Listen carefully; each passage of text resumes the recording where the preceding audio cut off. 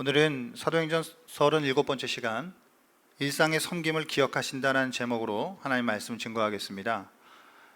사도행전 9장 전반부까지의 사울의 회심에 대하여 이야기를 한 뒤에 9장 후반부부터 12장 정도까지 이제 잠시 잊고 있었던 베드로가 다시 등장하기 시작합니다. 그리고 이제 13장부터 넘어가게 되면 이제 본격적으로 사도 바울을 중심으로 한 전도 사역이 이제 이루어지게 되는 것을 보게 되죠. 우리가 이제 사도행전 8장 25절쯤에서 베드로를 잠시 이제 잊고 있다가 이제 다시 베드로가 등장한 것을 보는데, 아마 이제 당시에 예루살렘 안에서는 사도들을 중심으로 사역이 이루어졌고, 이제 헬라파 유대인인 7 집사들은 아마도 좀 각지로 퍼져서 하나님의 복음 사역을 전했던 것으로 보여지는데, 꼭 그렇다라고 해서 이 사도들이 예루살렘 안에만 머물러 있었던 것은 아니고, 또 필요에 따라서 각지를 돌아다니며 흩어진 그리스도인 공동체들을 가운데에 찾아가 또 순회하며 복음의 사역, 전도의 사역을 감당했던 것으로 보여집니다. 오늘도 베드로가 순회하며 여러 지역을 돌아다니며 그리스도인들을 만나, 또 믿지 않는 이들을 만나 이제 복음을 전하게 되어지는 것인데, 그중 하나가 오늘 루다에 있는 그리스도인 공동체였습니다. 이 공동체는 아마도 대체적으로 그러했듯 예루살렘 밖으로부터 피신한 그런 어떤 그리스도인들이 모여 있는 공동체인 것으로 보여지죠. 오늘 이 본문에 보게 되면 애니야 치유 사건과 그리고 다비다가 소생하는 사건, 이 두 개의 기적 사건이 이제 나오는 것을 봐요. 여러분, 이제 기적 참 좋죠. 특히 이제 성경을 보게 되면 사도 바울에 의하면 고린도전서 1장 22절에서 이렇게 이야기해요. 바울이 유대인은 표적을 구하고 헬라인은 지혜를 찾는다라고 말이죠. 그러니까 이제 유대인들이 이제 물론 다른 것들도 찾았을 수 있겠지만 대체적으로 민족성이 기적과 같은 것들을 이게 좋아했다는 거예요. 헬라인들은 이제 지혜, 그러다 보니까 철학이 발달했던 것이죠. 이제 그런 경향이 있었다라고 하는 건데, 제가 이걸 생각하면서 그냥 재미삼아 우리나라는 어땠을까? 이제 우리나라 이제 조선 사람들 같은 경우는 뭐를 그렇게 중요하게 여겼을까? 제가 생각해 보니까 이제 대의 명분 같은 거, 이런 걸 아마 중요하게 여겼을 것 같아요. 그러면 오늘날 현대를 살아가는 현대인들을 한국이든 미국이든 중국이든 일본이든 어디든 인도든 모든 현대인들은 거의 하나로 시작해서 하나로 끝나는 것 같아요. 자본으로 시작해서 자본을 구하는 시대에 우리가 살고 있는 것이 아닌가, 이런 재밌는 생각을 해봤습니다. 여러분, 이제 유대인들이 좀 이렇게 민족성으로 기적을 이제 참 좋아하는 그런 이제 민족성을 갖고 있는데, 오늘 이 기록되어 있는 두 개의 기적을 보게 되면 이게 다분히 예수님의 그 치유 사건, 기적 사건을, 그 모범을 따르고 있다라고 하는 것을 눈치채실 수 있을 거예요. 이런 거죠. 애니야의 치유 사건을 보게 되면 예수님 당시에 그 친구들에 의하여서 침상지에 들려와서 지붕에서 내려와서 예수님이 고쳐주신 중풍병자가 있거든요. 그 중풍병자에게 예수님께서 이렇게 이야기해요. 일어나 내 상을 가지고 집으로 가라, 이렇게 이야기하거든요. 오늘 이 베드로도 애니야에게 이렇게 이야기해요. 일어나 내 자리를 정돈하라. 그러니까 지금 뭔가 예수님의 그 중풍병자 사건과 이 베드로의 애니야 사건이 겹쳐지고 있다라고 하는 걸 눈치챌 수 있는 것이죠. 두 번째 다비다 사건도 마찬가지예요. 다비다도 예수님께서 그 야이로의 딸을 살리신 일이 있거든요. 죽은 야이로의 딸을 이제 사람들이 막 시끄럽게 우니까 사람들을 다 밖으로 나가게 하고, 예수님이 모든 사람을 밖으로 나가게 하신 것처럼 베드로도 그들을 다 밖으로 나가게 하고, 그 죽은 아이에게 예수님이 이렇게 이야기하셔요. 달리다 쿰이라고 이야기하셔요. 달리다, 소녀야, 어린 소녀야, 쿰이라고 하는 일어나라 라고 하는 것이거든요. 이제 이게 오늘 이 베드로가 아마도 거의 아람어로 이야기했을 거예요. 가능성이 커요. 아람어로 이야기했을 가능성이. 그럼 이제 이 아람어로 베드로가 다비다에게 어떻게 이야기했을까 추측해 보면 다비타 쿰 이렇게 이야기했을 거예요. 그러니까 예수님이 달리다 쿰 한 것과 이 베드로가 다비다 쿰 한 게 거의 한 글자가 다르고 거의 연결되어지는 걸 보게 되죠. 그러니까 기적 사건이 겹쳐 있다. 예수님의 모범을 베드로가 지금 따르고 있다라는 걸 우리가 좀 이렇게 떠올릴 수 있게 되는 것이죠.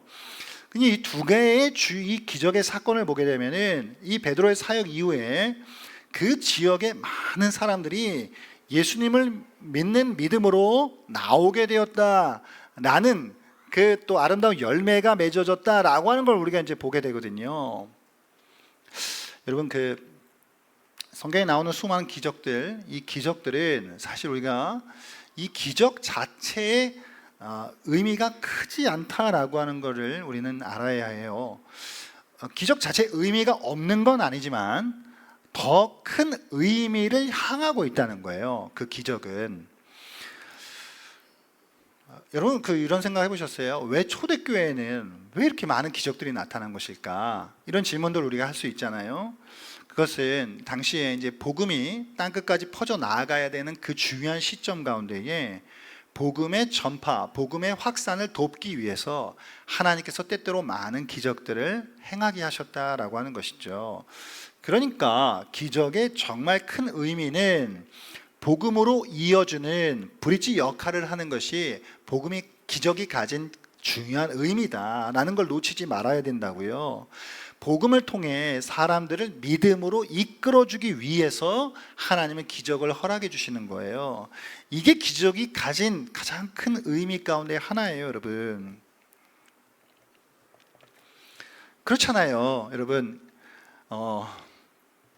만약 정말 진짜 이렇게 병 낫는 게 진짜 목적이다, 병 낫고 살아나는 게 진짜 큰 의미다라고 한다면은, 여러분, 이제 우리 톡 까놓고 이야기해서, 자, 여러분, 병 낫는 거 만약에 확률적으로 따지면은 기적으로 낫는 것보다 하나님께서 일반은총으로 베풀어 주신 양방이든 한방이든 병원 가서 의학 기술로 낫는 게 훨씬 빨라요. 그리고 훨씬 가능성도 큽니다. 맞아요, 안 맞아요? 그래요. 그러니까 만약에 진짜 병 낫는 게 의미가 있고 병 낫는 게 목적이고 육체적으로 죽었던 사람이 살아나는 게 정말 그게 진짜 목적이라고 한다면 확률적으로 틀렸어요, 기적은.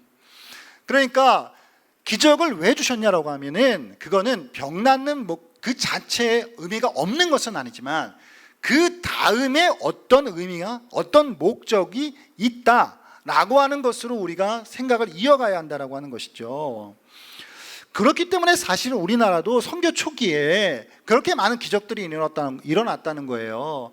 여러분 아시잖아요. 김익도 목사님을 통해서 수많은 기적들이 일어났대요. 말도 못하는 기적들이. 이거 옛날 우리나라 선교 초기만이 아니라 사실은 지금도 막 저 중국 오지 선교지 같은 데서는 진짜 죽은 사람이 살아난다라고 하는 소식들이 들려와요. 그러니까 이것은 복음이 지금 하나님 예수 그리스도의 복음이 이게 사람들에게 들려져야 되고 소위 이게 사람들에게 먹혀야 돼요.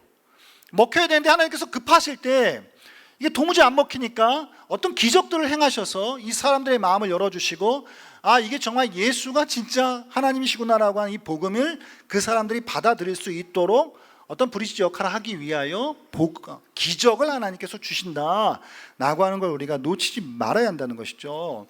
그래서 오늘 성경 본문에서도 보시게 되면 이 두 기적을 통해서 결국 룻다와 사론 그리고 욥바라고 하는 지역에 수많은 사람들이 복음을 믿게 되었다, 예수를 받아들이게 되었다라고 누가는 기록하고 있습니다. 그러니까 이 기적은 사람들이 복음으로 나아가게 해주는 중간다리, 징검다리 역할을 했다라고 하는 게 핵심이라는 거예요. 자, 그럼 이제 우리가 이 두 개의 기적을 조금만 더 들여다볼게요. 애니야의 치유 기적과 다비다의 소생 기적입니다. 첫 번째 애니야의 치유 기적을 보게 되면, 여러분 이 애니야라고 하는 사람이 어떤 사람인가 찾아보니까 정보가 극히 제한적이에요. 알 수 있는 게 별로 없더라고요. 성경 보게 되면 베드로가 룻다에 갔는데 그곳에서 만난 사람이 애니야예요. 근데 이 사람 8년 동안 중풍병으로 고생했다 정도가 다예요. 알 수 있는 게 별로 없어요. 그가 그리스도인이었는지 비그리스도인이었는지도 불분명해요. 이게 주석을 보니까 어떤 사람은 그리스도인이었을 거라 그러고 어떤 사람은 또 비그리스도인이었을 거라 그래요. 이 사람 얘기를 들어보고 있으면 그리스도인인 것 같기도 하고 저 사람 이야기를 들어보고 있으면 또 비그리스도인인 것 같기도 하고 잘 모르겠어요, 저도 그냥 그건. 그래서 성경이 중요하지 않으니까 그냥 이야기하지 않으셨나 보다 그렇게 이제 생각을 했는데, 뭐 어찌됐든 이 사람이 예수 믿고 있던 사람이 안 믿고 있던 사람이 중요하지 않고, 베드로가 애니야를 고친 이 사건을 조금만 들여다보면 특징이 하나 있어요. 뭐냐면 이게 애니야가 베드로를 먼저 찾아왔다거나 먼저 나 좀 고쳐주세요라고 요청을 했다거나 뭔가 믿음이 될 만한 행동을 보여줬다거나 이런 게 없어요. 그냥 베드로가 애니야를 만나서 그냥 일어나라고 고쳐줘요. 이게 중요한 특징입니다, 여러분.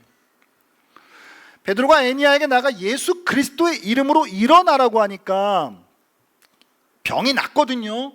자, 우리는 여기에서 중요한 걸 알아야 해요. 뭐냐면 병 낫는다라고 하는 이 치유의 기적, 오늘날에도 일어나는 이 기적이요, 이 기적에 있어서 무조건 절대적으로 믿음이 수반되어야 한다라고 말할 수 없어요. 무슨 이야기냐면 믿음이 있어야만 병이 낫는다라고 하는 식으로 말해서 안 된다고요. 그러니까 옛날 이렇게 이야기해요. 기도했는데 병이 안 나요. 그러면 이렇게 얘기해요. 야, 덜 기도해서 그래. 아니면 덜 믿어서 그래. 야, 100%못 믿어서 그래. 이런 식으로 접근해요. 아니라고요. 오늘 보게 되면 하나님께서 별로 한 것도 없는 애니야에게 그냥 뜻이 있으셔서 고쳐주시다라고 하는 거예요. 여기 무슨 애니야가 행한 조건이 있나요? 뭐 보여준 믿음이 있나요?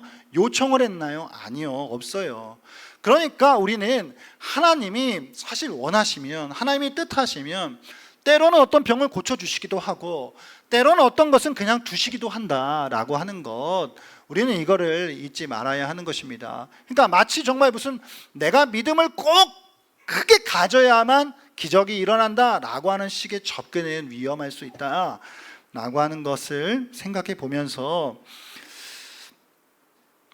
오늘 이 애니야의 무조건적인 이 상황 속에 베드로를 통해 예수 그리스도의 이름으로 이 병이 나아요. 할렐루야. 남 얘기지만 할렐루야. 할렐루야. 이런 이제 애니야가 고쳐지게 되는 치유 사건 다음에 다비다가 살아나요. 여러분, 이번에는 죽었다가 살아나요. 여러분, 성경에 죽었다가 살아나는 얘기는 별로 없습니다. 별로 없는데 참 그 별로 없는 것 중에 한 사건이에요. 제가 그 신대원에 들어갔는데 이제 수업 시작하면서 출석곡 부르시거든요. 출석을 부르는데 교수님이 이름 중에 신다비다 그래요. 신다비다. 그래서 사람, 우리 여자 전도사님 동기 이름이었거든요. 그래서 처음에 다비다가 뭐야? 그래서 저도 어디서 들어본 것 같기도 하고, 근데 잘 몰랐는데 성경에 이제 여기에 나오는 이름이에요.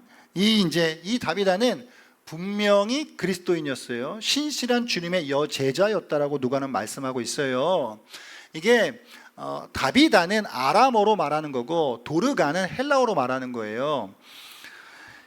성경을 보게 되면 그녀가, 이 다비다가 아주 많은 선행과 구제하는 일을 행했다라고 말씀하고 있습니다. 그녀 때문에 많은 사람이 도움을 얻고 위로를 얻었다 그래요. 그런데 안타깝게도 그녀가 병이 깊어 죽게 됩니다. 그녀의 죽음은 많은 이들에게 커다란 충격이었어요. 이게 너나 할 것 없이 그녀를 아는 많은 사람들이 깊은 슬픔에 빠지게 되었단 말이에요. 아마 상상해 보건대 그들 중 어떤 이들은 하나님, 도대체 왜 지금입니까? 왜 지금 데려가셔야 합니까? 라며 하나님을 원망하는 사람들도 있었을 수 있겠다라는 생각도 해보게 돼요. 그러다 보니까 이게 사람이 죽었는데도 막 뭐 일상적으로 그 보통 평범하게 이제 장례를 이렇게 치르는 것이 아니라, 이게 장례도 제대로 치르지 않고 그냥 시체를 씻겨놓고 다락에다 이제 뉘어놓았다. 너무 슬프니까 이제 뭘 못하고 있는 거, 어쩔 줄 모르고 있는 거예요. 근데 이제 그때 사람들이 가까운 곳에 베드로가 있다라고 하는 소식을 들어요. 그리고 이 감당할 수 없는 큰 슬픔에 잠겨있는 이 공동체에 혹시나 베드로가 오면 어떤 위로가 있지 않을까라고 하는 기대를 가지고 베드로 선생을 불러오려고 합니다. 그래서 이제 베드로가 요바에서 온 두 사람의 이 간절한 간청을 듣고, 요청을 듣고 그들과 함께 요바로 가게 되는 거예요. 이 다비다 곁에서 많은 사람들이 눈물을 흘리고 있었겠죠. 이 눈물을 흘리고 있던 사람들이 베드로가 도착하자 이제 저마다 자기의 슬픔을 막 내어놓기 시작하는 거예요. 베드로 선생님, 어떻게 이런 일이 있을 수 있어요? 어떻게 우리 다비다가 이렇게 빨리 몇 살에 죽었는지 모르겠지만 어떻게 이렇게 또 황망에 갈 수 있어요? 이런 안타까움들을 막 다 이야기를 했겠죠. 그러면서 다비다가 살아생전에 자기들을 위해서 어떻게 도와주었는지, 그런 다비다를 하나님께서 어찌 이렇게 불러가실 수 있는 것인지, 이제 자기들은 도대체 어떻게 살아나가야 하는지, 이런 어떤 이야기들을 아마 했던 것 같아요. 그러니까 이제 모르겠어요. 얼마나 빨리 죽었는지 모르겠지만, 근데 이제 어쨌든 이게 너무 안타까운 죽음이었단 말이에요. 그러니까 이제 보니까 교회사 속에서도 보면 여러분, 가끔 이제 이해가 안 되는 죽음들이 있어요. 이 사람들은 조금만 더 살았으면 교회사적으로 참 하나님 앞에 더 이득이 됐었을 건데, 예를 들면 이런 사람들이에요. 여러분, 그 로버트 맥체인 목사님이라고 있어요. 여러분, 그 맥체인 성경읽기라고 하는 거 혹시 아세요? 그거 이제 만든 로버트 맥체인 목사님인데, 이 양반이 되게 말씀 연구하는 어떤 그 사역을 참 잘 감당했던 사람인데, 만 29세에 열병으로 죽거든요. 이 사람만이 아니에요. 여러분, 그 인디언 선교에 정말 일생을 짧고 굵게 불태워드린 데이비드 브레이너드라고 하는 사람이 있어요. 이 사람이 정말 인디언 선교를 위해 한 목숨 바치거든요. 근데 만 29세 이 사람도 죽어요. 그럼 생각해보면, 왜 이렇게 빨리 죽은가? 왜 이렇게 빨리 들어가신가? 조금만 더 살려두시면 하나의 도움이 되는 일이 많았을 텐데, 그건 모르는데, 그만큼 이 다비다의 죽음이라고 하는 것이 많은 사람들에게 안타까움을 일게 했다라고 하는 것이죠. 그래서 이제 베드로가 예수님이 행하셨던 기억을 떠올리면서, 예수님 아이로 딸 살리는 거 베드로가 봤으니까 사람들을 내보내고 무릎 꿇고 기도하기 시작합니다. 그리고 그 자리에서 죽은 자가 살아나는 놀라운 역사가 나타났다는 거예요. 남 얘기지만 할렐루야입니다. 할렐루야. 여러분, 그러면 우리가 여기서 하나님께서 왜 다비다를 죽음 가운데 다시 살게 하셨을까? 라고 물어야죠. 여러분, 다비다만 죽었어요? 아니 안타까운 죽음 당한 게 다비다만 있었겠어요? 아니 좋은 일 하다가 죽은 사람 다비다만 있었던 거 아닐 거 아니에요. 물론 기록되지 않은 사람들도 있겠지만, 그럼 왜 다비다가 이렇게 또 하나님께서 이를 살리셨을까, 그녀를? 생각해 보면 다비다는 복음을 위해 묵묵히 섬기는 여인이었습니다. 그녀의 섬김은 여러분 매우 일상적인 것이었어요. 특별히 과부들을 위해서 옷을 만들어주고 사람들의 이런저런 일상의 필요를 채워주는 일이 그녀의 섬김이었다고요. 특히나 그녀의 도움을 입은 사람들 중에는 과부들이 많았다 그래요. 과부는 사회적 약자죠. 다비다는 사회적 약자들을 예수님의 사랑으로 돌보는 사람이었어요. 그것은 복음을 위한 훌륭한 섬김이었던 것이죠. 지금 이 본문에서 보면 다비다와 베드로가 나옵니다. 자, 베드로와 다비다를 비교해 볼까요? 베드로의 사역 훌륭하죠. 베드로도 복음을 위한 사역을 감당합니다.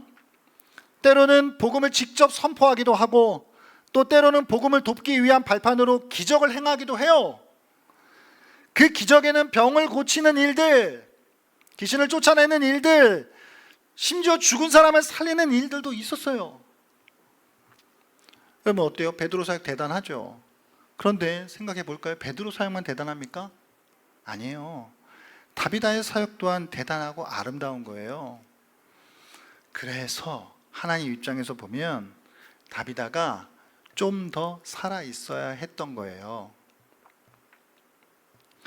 여러분, 좀 극단적으로 얘기하면 베드로는 죽었다가 다시 살아나지 않아요. 그런데 다비다는 죽었다가 다시 살아나요. 하나님이 그녀를 다시 살릴 필요가 있었던 거예요.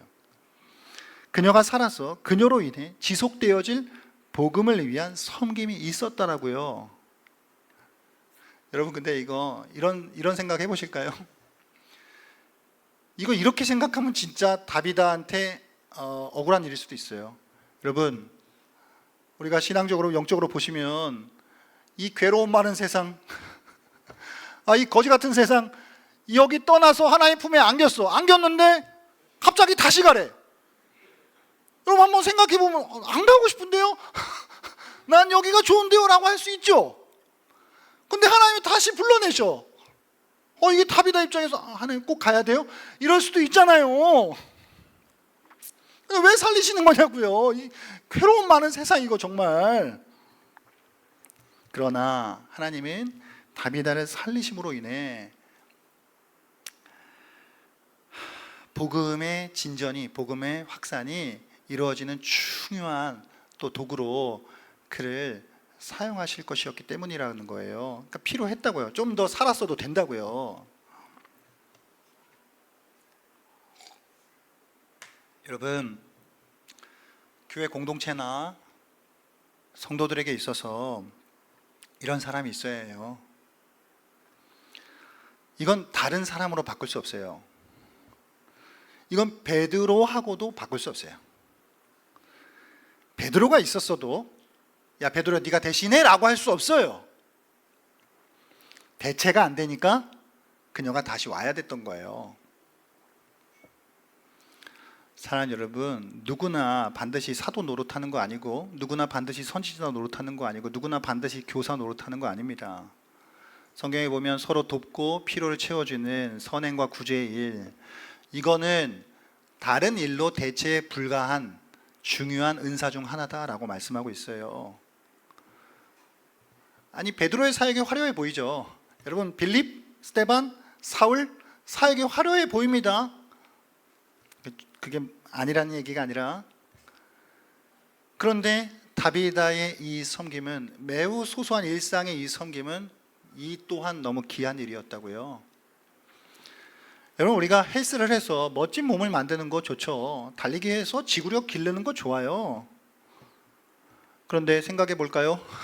제가 늘 하는 숨쉬기 운동, 이 숨쉬기 운동 안 하면 어떻게 돼요? 곧 죽어요. 곧 죽는다고. 마치 베드로와 스데반, 이 사람들이 행한 사역이 정말 헬스를 통해 멋진 몸을 만든 것이라든가 화려해 보는 사역일 수 있지만, 여러분, 다비다와 같이 일상의 이 소소한 섬김, 숨쉬기 운동과 같은 티도 나지 않는 이런 게 결국은 살리는 거예요. 교회 공동체를. 이거 없으면 교회 공동체가 건강하게 살아나지 못한다고요. 이런 섬김들이 또한 복음을 위한 소중한 역할을 수행하고 있다라고 하는 것을 우리는 잊지 않아야 합니다. 할렐루야. 여러분, 오늘 우리는 기적을 살펴보았습니다. 병 고치는 기적이요, 죽은 사람 살리는 기적 봤어요. 그런데 정말 우리가 잊지 말아야 하는 게 있어요. 이 두 가지의 기적보다 더 큰 기적이 있다는 거예요. 그것은 바로 우리의 영혼이 거듭나는 일입니다. 죽은 영혼이 예수 안에서 살아나는 거예요.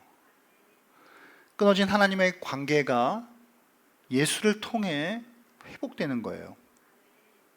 새로운 피조물로 다시 태어나는 것, 이게 이 땅 가운데에 무엇과도 비교할 수 없는 놀랍고 큰 기적이에요. 무엇과도 바꿀 수 없는 기적입니다. 할렐루야. 여러분, 그런데 우리는 어떻죠? 이 기적을 때때로 우리는 너무 소홀히 여기고 있는 것은 아닌가 싶어요.